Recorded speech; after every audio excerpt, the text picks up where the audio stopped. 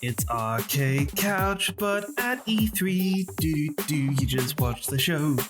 Now what? 2 morons, maybe 4. Talk about the conference afterwards, oh yeah. Welcome to Arcade Couch's post-show wrap-up special for the Ubisoft E3 2019 press conference presentation, whatever you call these things. I'm Dylan Blight. Joining me, Ashley Hobley. Hey Dylan, how you going this morning? Well, tired, obviously. I mean, that's Tired. Yeah, it was a very long day yesterday. We had I woke up at 4 for some reason, and then we did all the press conferences, and then I uploaded them all, tried to do news stories, had to go to work for 5 hours, try and do news stories while at work, come home, eat tea. Next second it's 11 p.m. and I'm like, fuck, I've been up since 4. I gotta go to sleep, be up at 5. Yeah. But we're here to talk about the Ubisoft conference, of course. So before we run through the older official announcements, what are your overall thoughts on what we got to see today? I think I enjoyed it overall. I think it started out stronger than it finished. Because, obviously, Watch Dogs Legion looks great. That's the game I'm probably most anticipating out of E3 so far, I think. Mm-hmm. So, but then it's sort of a lot of Rainbow Six and Breakpoint stuff that I'm not really interested in. And then they showed barely anything in that Roller Champions thing. Yep. And they've got this God Monsters thing at the end that they showed. Barely anything else. No, barely anything Which else. is weird because it's releasing in February, so it's like, sure, you'd think they'll have a capable build of showing some sort of gameplay. Unless they're showing it to critics, I guess, or journalists. Maybe. Just over the weekend. But yeah, I agree. The show starts really strong with Watch Dogs gameplay, obviously. The most gameplay, well, apart from like the Doom thing, the most gameplay we've seen of anything throughout anything shown at E3 so far. No, I feel like that was longer, so the most. Well, either way, it's like the most or one of the compared to just tied with Doom, I guess. But I highly doubt Square Enix or anything else will show gameplay as lengthy, you know. So this is probably the least gameplay centric E3 I remember watching in ever. I don't know, you know. So it's quite interesting. But they show it. My major criticism for this conference is going to be, and I thought it was okay. You know, I don't think it was bad. It had a couple moments where it dulled or whatever, and I was interested in some things more so than others and what have you. But a lot of the stuff I feel like they could have deleted or just done a lot shorter trailers and got them over and done with kind of thing, and spent more time on gameplay stuff because they open with this big Watch Dogs gameplay. It's like, cool. And then I think the overall presentation would have benefited from just being like, okay, so here's all your Watch Dogs stuff, and then they move into Ghost Recon, and then they show a bunch of gameplay for Ghost Recon. Then they move into new Rainbow Six thing, and they show a little bit of gameplay. You know, just like focusing on your major pillars and show gameplay for it, and rather than like someone coming out and the dance performances are just dance and all this. Also, at this stage, I'm pretty sure they want to make sure you know how to dance. I guess this is what dancing looks like. I'm pretty sure that the Just Dance stuff is something they have to, like, it's required from their board members. No, I swear they're board members. It just must be a requirement to tick some box for thing. For investors. Cherie in the chat said it's better than Bethesda. I think everything is going to be better than Bethesda in IMO, but that's my opinion. So far I think I'd make this one. I would still put Xbox above this for me. I thought, and it's weird because obviously after I kind of tweeted out about this yesterday, it's like we live in our own little bubble world because like we're live on Twitch, recording these reacts, we go live on Twitch, we record these post shows, and then I'll come out of this and I'll check Twitter and I'll either find out if everyone hates Ubisoft's conference or not, but I don't know currently. It was kind of the same for Xbox as yesterday, and I found out after the fact that many people were highly disappointed by Xbox's conference and were let down by it a lot more than I was, and I was like, okay, well, I didn't think it was super great, but at the same time, I thought it was a lot better than Bethesda. But I saw a lot of people saying Bethesda's was better, and I'm like, I don't know about that. Like, I think it's personal preference, like anything else. So. But yeah, I'd probably rank this one second so far for me. I'd go Xbox this, and then down below. Where do you reckon you'd? Yeah, I guess they're pretty close. Maybe Ubisoft's just ahead. Just because there's an actual game that we actually saw gameplay for that they actually seem to care about. That's true. Yeah. Yeah. I guess I just like even it out because there was a lot of games shown at Xbox that intrigued me. And I mean, Xbox did have Keanu Reeves, so. that's a major point. Yeah. But did they have a dog? They didn't have a dog. That's true. So maybe they even out. Okay, so let's run through what was shown here. So first thing, as I was saying, they opened up with Watch Dogs. Watch Dogs Legion. It doesn't have 3 in the title, does it? It's just called no Watch Dogs threes. Legion. Okay, so Watch Dogs Legion, which was leaked ahead of time, obviously. So pretty much everything that was leaked was confirmed. You can control many characters in the game, including an old lady, which is quite great. Will release March 6th, 2020. It does work somewhat in the way that the leaks were describing, where you don't take control of. I'm not calling it NPCs anymore because it's fucking stupid. You don't take control of random citizens in the world. Like, you don't just take over their body or something. You can recruit them, and then it seems that you'll have a collection of recruits, and then if one of your characters dies, you're able to switch to one of your other recruits. Now, the one thing I'll say for this gameplay, it was really, really good. I loved everything I saw. I have doubts about certain things shown because in the past, Watch Dogs games have deleted things have changed by the time the game's fully released, obviously, and we know this. And there's certain little details that just make for really good, on-stream part of the trailer gameplay thing that works really well. Like when the first character dies and then they switch to old lady, how there's that really good back and forth, and that what's his name? There's dialogue. There's dialogue, like, that person died, and not Bentley, something rather. It wasn't Bentley, it was something though. Something Bately? old sounding. Yeah, I don't know. But the DedSec VO person or whatever it is.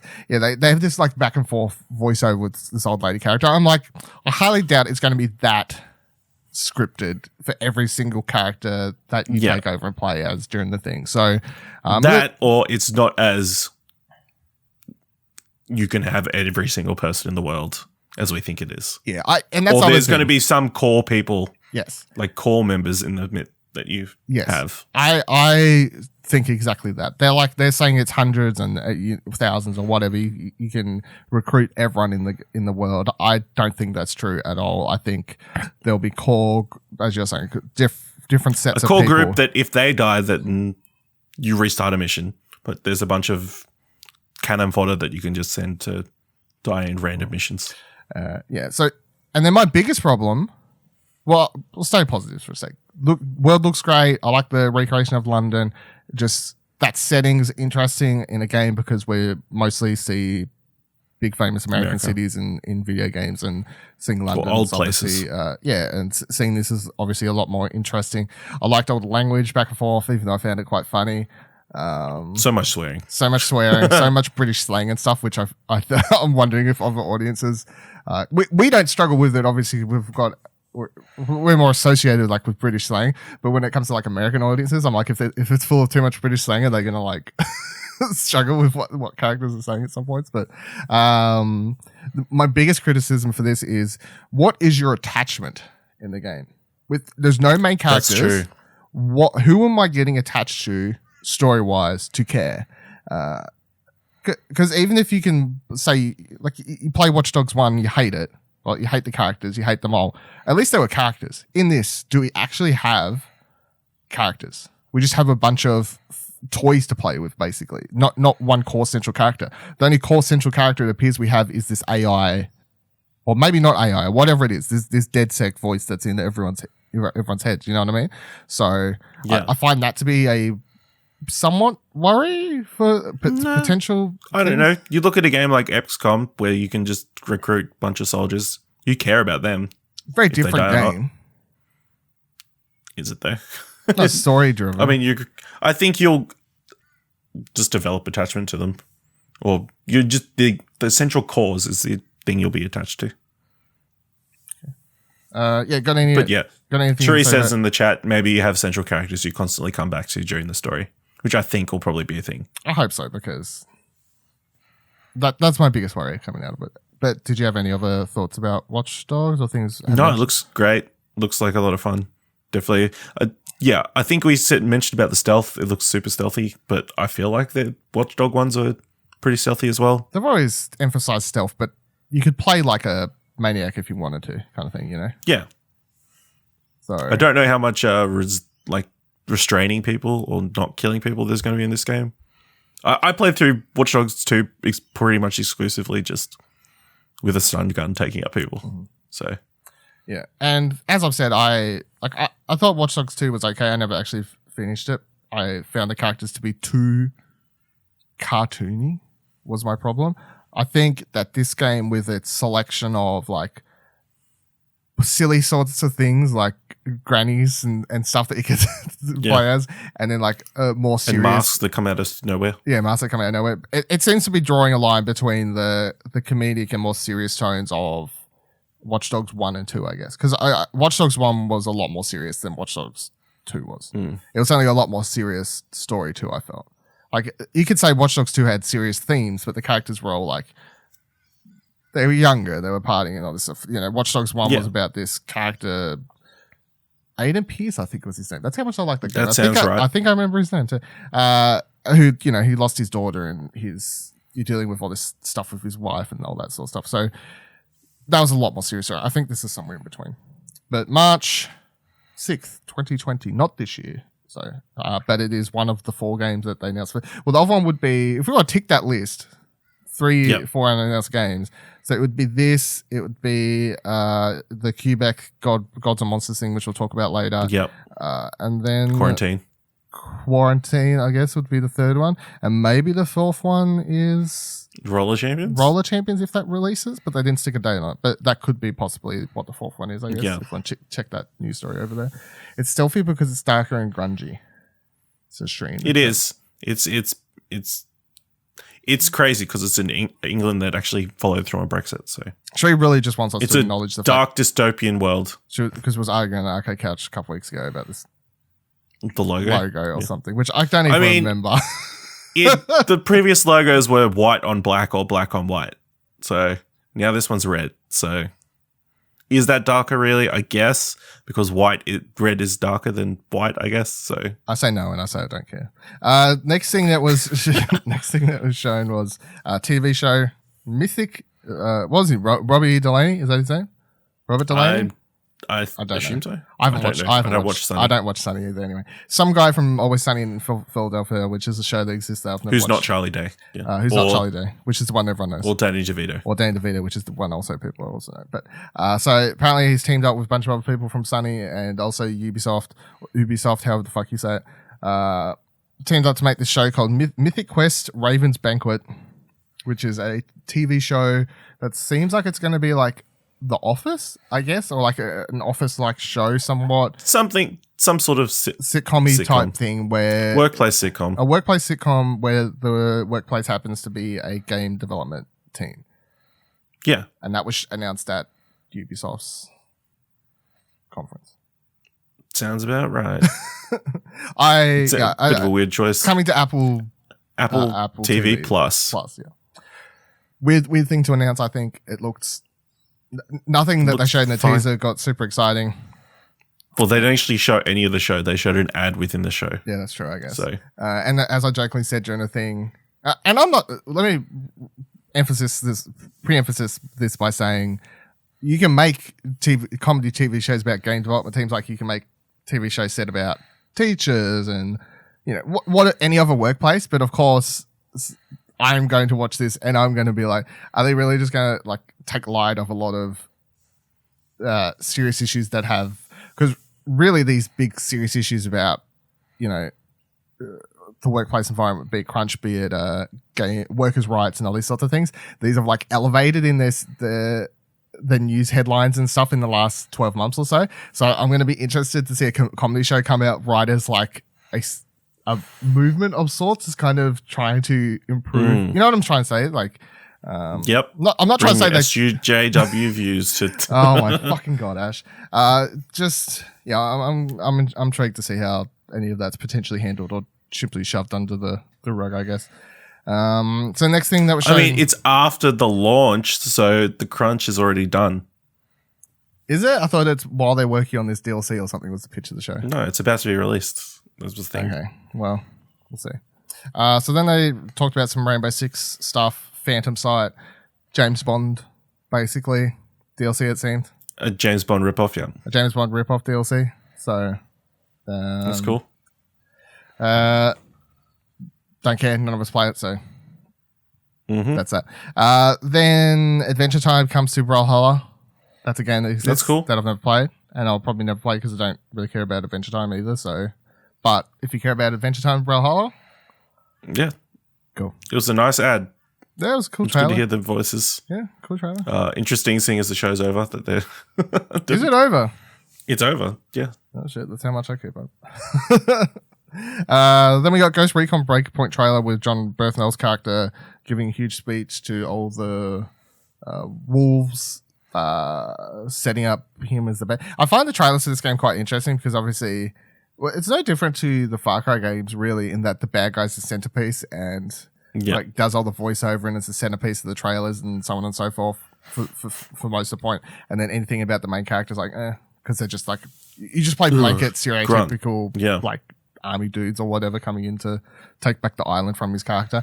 So then John Berthnell came out on stage though with a dog called Bam Bam or Boom Boom. Something Bam Bam or Boom Boom or something like that. And this was the best moment of the show. You gonna argue? I mean, there was no reason for the dog to be out there other than because it's a dog. They didn't even show a dog during the trailer. I don't care. I'm just. I guess they saw the Microsoft conference and like John Barenthal, Keanu Reeves. We need something to try and get a bit of a leverage. Someone give us a dog quick. Maybe it was just his dog. Maybe it could just be maybe his they dog. were like, John Berthnell, can you come introduce Ghost during E3? He's like, I cannot get with all my millions of dollars a dog sitter. So I will need to bring my dog down to Los Angeles if you want me to do this. And they were like, Sure. We'll just sit him in a green room out the back. He'll be fine. We'll stick him with an assistant. No. Yeah. I want my eyes on him all the time. Do what you need to do. It was good dog. I just need to feel his presence. You notice how like he came in and he was just he's sat chilling, down, lay down there, and then everyone started clapping. He was like, "Can you all calm the fuck down?" And my master talks all the time. It's quite funny with the John Berthnell thing because obviously Keanu yesterday, where everyone was like foaming at their mouths basically for Keanu coming out, and he's in like a. I call it weird. I feel like it's weird to call it a resurgence at the moment because I remember I would say Keanu had a resurgence years and years and years ago. John Wick started. When John Wick started. And that's when I remember watching the original John Wick and being like, fucking hell, Keanu's back. Like, this is the shit. Yeah. And I feel like for some reason, only recently people have started watching John Wick films, which I think is a thing, apparently. People are only just catching up in the franchise. And because of this, all of a sudden, on top of because of John Wick, now, after 3 films, people are like, John Wick, Keanu Reeves is back. And I'm like, I mean, yeah. Yeah. So it's weird, his whole resurgence. And then John Berthnell comes out and everyone's like, boo, yes. You motherfucker. You fucked Rick's wife. Like, what do you, like, I don't know. Like, I don't think anybody did that. Does John Berthnell have a, like a celebrity fan group, do you reckon? Like for any of his roles? Probably. For the Punisher. Oh yeah, for the Punisher. That's true. Yeah, Punisher. Yeah. Should have mentioned that on stage. Maybe he's not allowed to say the Punisher. He did. He implied. Did he? Yeah. That was the second role he mentioned. Oh. Yeah. A Special Forces person who came out and lost everything or something. That could have been like 10 of his different roles though. For like. So yeah, then it comes out, talks about stuff. They play another trailer. Shows no, doesn't show gameplay. It just teases like, oh yeah, whatever. None of these trailers were as cool as the one they showed in the Stadia event of that. That was a really cool trailer, and that didn't show gameplay either. But it just had a cool song in the background, and it was edited a lot better, and it got me a bit more amped for this game in particular. So weird that they didn't show gameplay. Really weird. I thought they would have done some. I would have even taken a corny co-op. Like you go left, I'll go right. Some shitty people playing co-op. Some of those things on the stream. But we didn't even get that, so whatever. Do you care for this game? Not overly. No, I didn't think so. I do enjoy the fact that the lady came out afterwards to announce Delta Company, but she made sure to point out they're adding AI companions. Yes, so you don't have to play co-op. Don't have to play co-op. So thank God for that. It really is the year of we're adding NPCs back into games. They come out. Hey guys, we realized you don't like playing with other people. Yeah. Some of you don't have friends, so we're adding NPCs back into not only Fallout 76 but also Ghost Recon. So enjoy that. Some lady came out and now it's Delta Company. I think she was a community manager, which would make sense. Now it's a community program which you can now apply for at ghostrecon.com. Mention cosplay and a bunch of stuff. I don't really understand what its purpose is, but sure. It's an email thing. Sure. Then they also someone it's like else. your Slayers Club or whatever. Yeah, I guess they were talking about. Some dude came out and announced that some other details, including Ghost Recon, will go into beta on September 5th before its October launch date later in the year. So there's a thing. That's good. And then they teased a Terminator DLC or some sort or something. It was Terminator. Right? Yeah, it was the fucking music for Terminator. So the music. Well, for they didn't say Terminator, anything else. So I'm like, what? It was really weird considering the Microsoft thing yesterday where they just straight up said it. Hey, there's Terminator DLC coming in. It's like pack or whatever, multiplayer skin or some shit. But for this, they're like, here's the Terminator music. Let me tease these Terminator eyes on screen. Let me not tell you anything about whatever this is. But all I want to know is how much money. Who does Terminator? Paramount? Fuck, I don't actually know. Someone, whoever does Terminator, right? Whoever's putting out Terminator. How much money are they spending to get all these tie-ins with games to help promote that movie that's coming out later? They're putting all their, what's the saying? Their eggs in their basket, their chickens in their hen, their hens in their chickens. Whatever it is what they're doing with Terminator. Yeah, it's Paramount. Paramount, thank you. Yeah, see, I know my shit, Ash. I don't know why you doubt me. Like, everything I say with an ounce of, I know. There wasn't a doubt in my mind when I said that at all.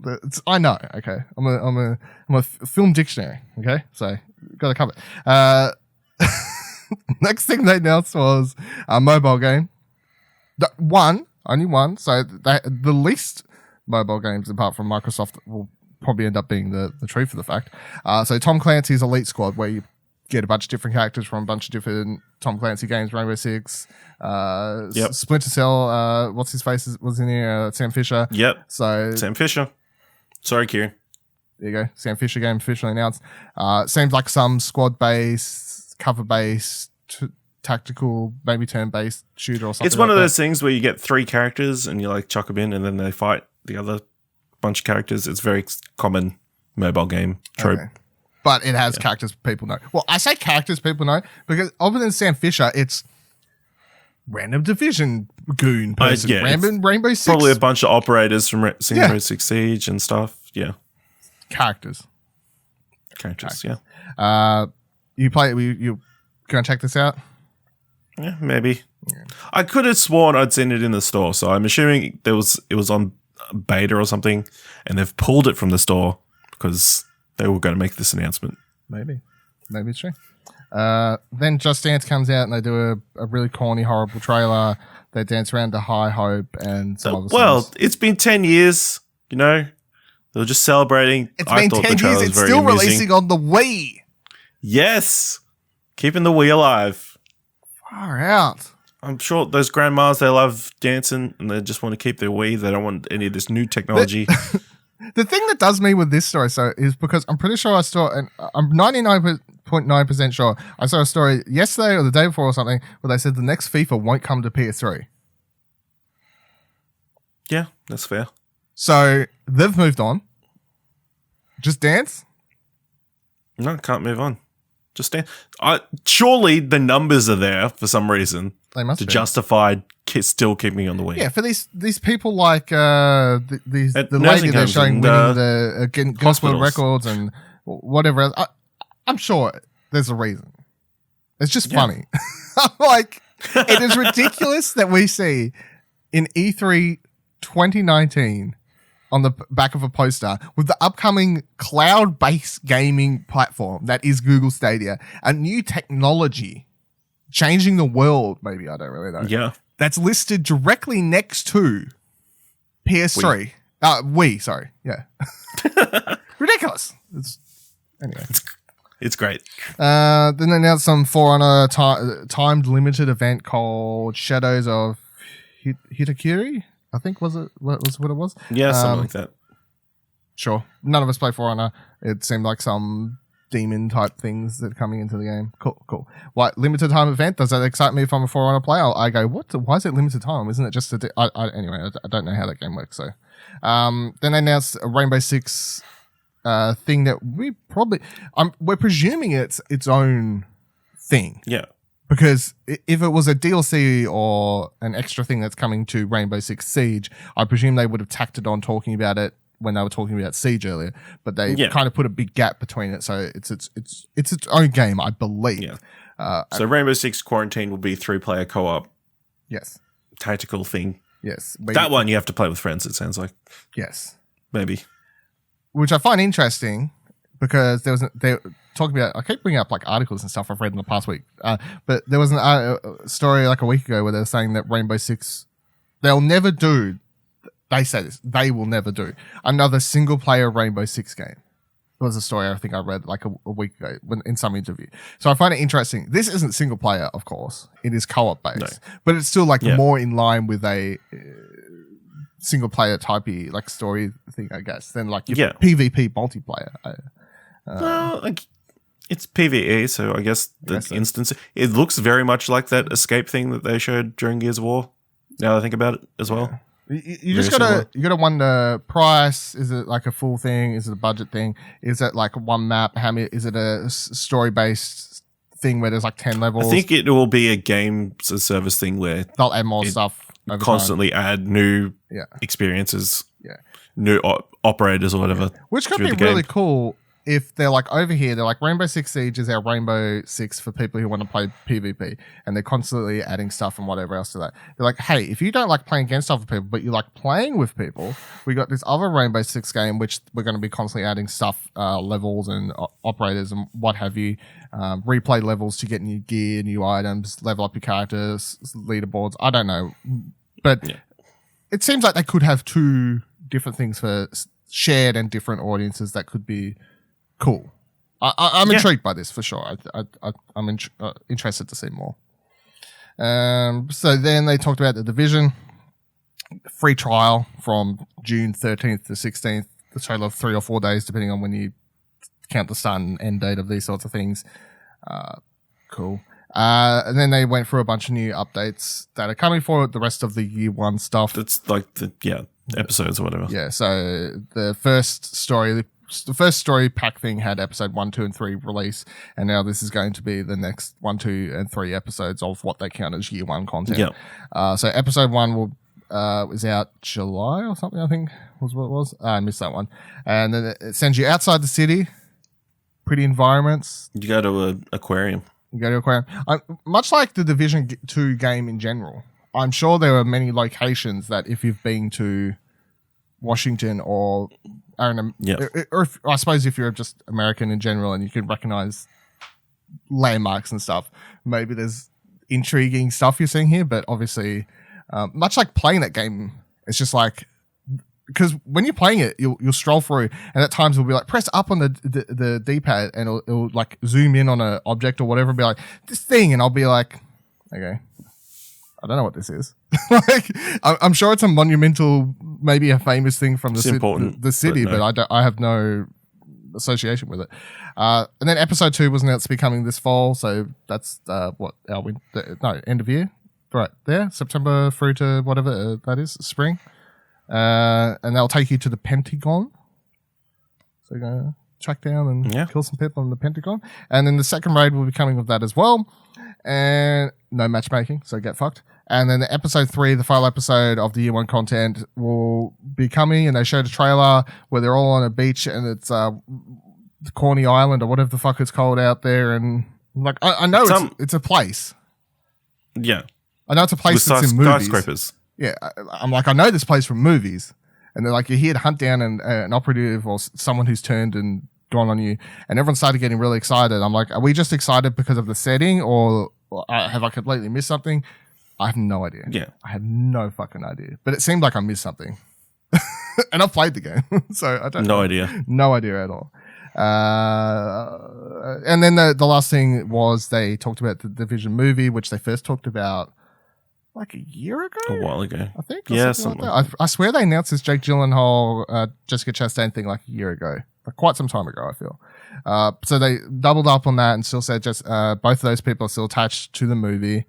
I still think that the idea of a Was Division, it David Ayers? Yeah. Directed? No. David Ayer. Fuck, I can't remember.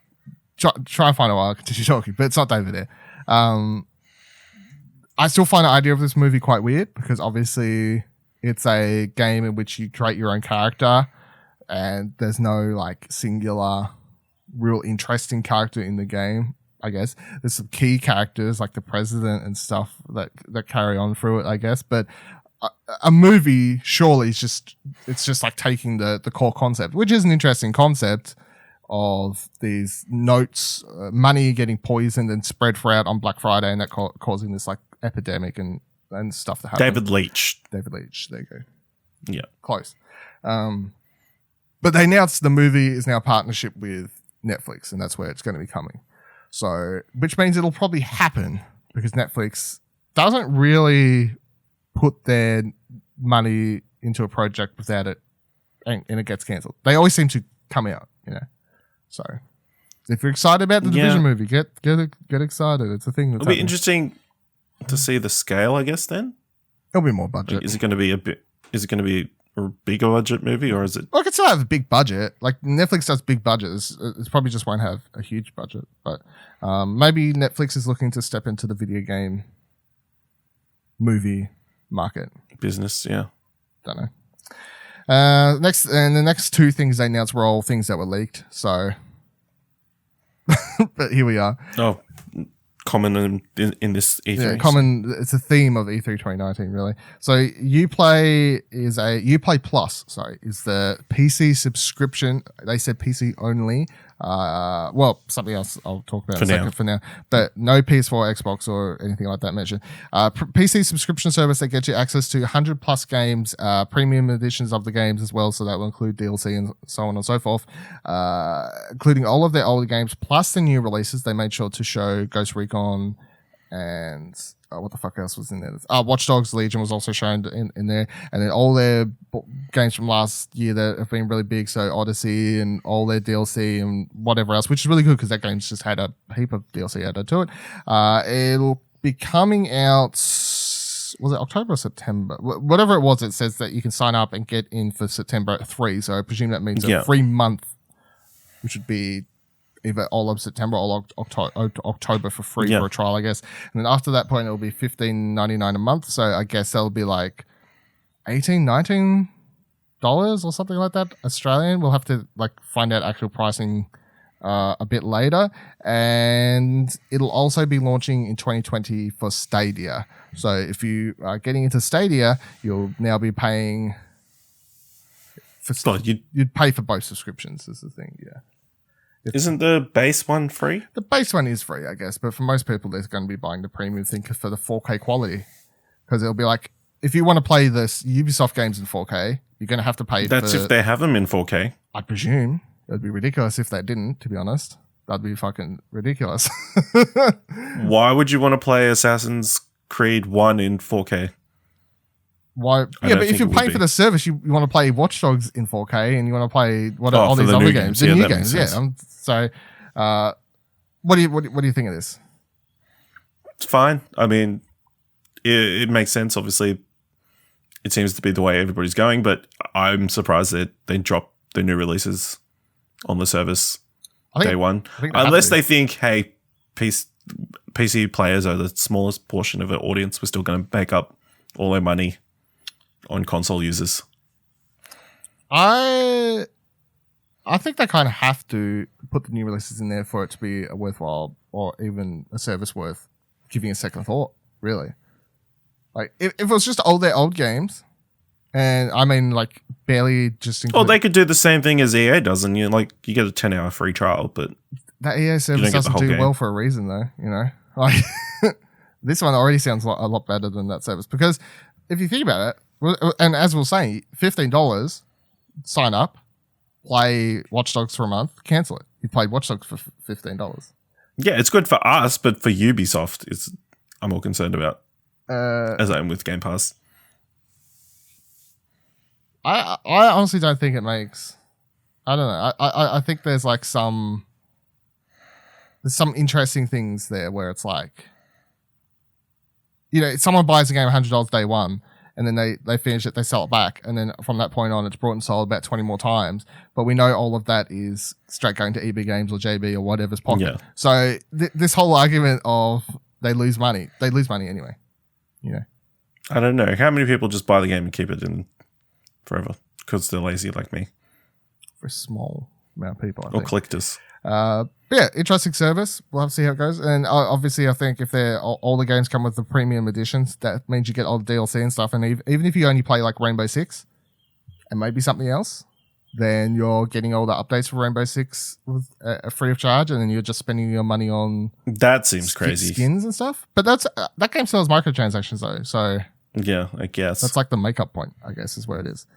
But we'll have to wait and see for a bit more on that one, especially Australian pricing and if it's coming out here and what have you. Next thing that was shown was of a leak thing, Roller Champions, a team-based PvP sports game. It's available in pre-alpha from today via Uplay, from the 10th to the 11th to the 15th, I guess. They said 10 till 14th, so 11 till 15th. I like the design of the characters. I think it has the potential, as we talked about on Arcade Couch when we talked about the leak. I think it has potential to be fun, potential to be interesting. I'm keen to check it out. After seeing it, what do you reckon? It's fine. Would you try it? Well, if it was on console, yeah. I would, if it was on console, would you? Yeah, then yeah. But because it's on Uplay, I don't know if I'm going to put the effort in to try and see if it works or not. I reckon it'll come to PC. I reckon it'll come to consoles after. I reckon. Why wouldn't you just drop it on if it's just a demo? Well, it's not that. It's an alpha, so. Maybe like build wise, it's just easier for them to make a stable PC build that's alpha and put that up instead of making a stable alpha build for PC, Xbox, PS4, etc.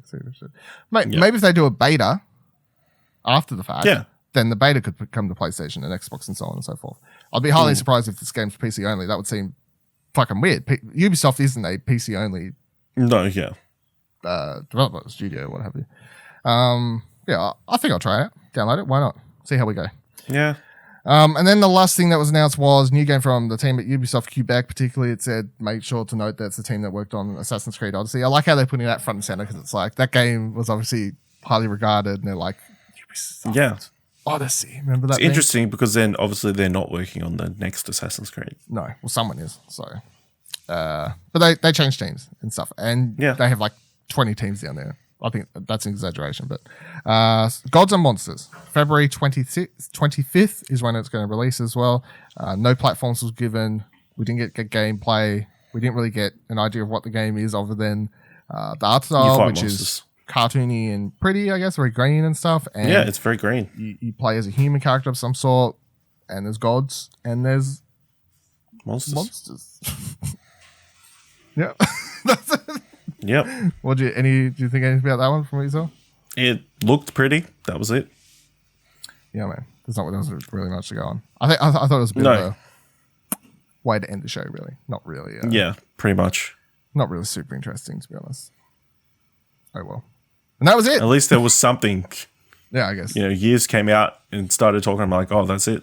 They're going to end on Roller Champions. At least they had one more thing. No Nintendo thing. Very interesting. Most importantly. No Nintendo thing. It's very surprising. I'm hurt because obviously I had it as a prediction, but I'm also hurt because I thought it was a shoe-in. Yeah, you thought they're in love with each other, but I guess Microsoft said after that Starlink thing, Nintendo was just like, no. Bowser came in. No. I'm now the boss of Nintendo America. Yeah.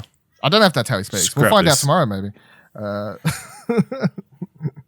Probably not that deep. That's just how I presume anyone with the name Bowser speaks. But yeah, overall, Ubisoft E3 conference, it was alright. I wasn't bored, really. Yeah. Watch Dogs gameplay is obviously the standout, as we said. The highlight, yeah. Some stuff I'm keen for some more details on, so on and so forth. But it wasn't too long. It didn't drag on forever, so can't complain too much. they've definitely had worse years. I can say that for sure. So, but yeah. Thank you for joining us for this episode, or special episode of Arcade Couch Ubisoft post-show. Sorry, I said pre-show. Post-show wrap-up. Of course, head on over to explosionnetwork.com/E3 for our E3 coverage. And if you're listening to this at some certain point, make sure you check out twitch.tv/explosionnetwork, where we still have what to go. Square Enix and Nintendo at this stage. Next two conferences that will be covering in a post-show fashion, which we'll have more podcasts up for, of course. And then explosionnetwork.com/E3 has a bunch of news and stuff coming up for other stuff that from conferences and so on and so forth. And news galore. You know, the stuff we've missed. Upload VR show, PC show. There's an AMD show happening right now, I think. Who knows what happens there? Bunch of GPUs and Navi chips and exciting things. Some boring stuff. Bunch of boring stuff, yeah. Follow Ash on Twitter at AshLBSHLEYHJBLEY. Follow me on Twitter at VivaLil, VIVALADIL. Follow Explosion Network on Twitter at ExplosionPod. And we'll see you in the next one. Boy.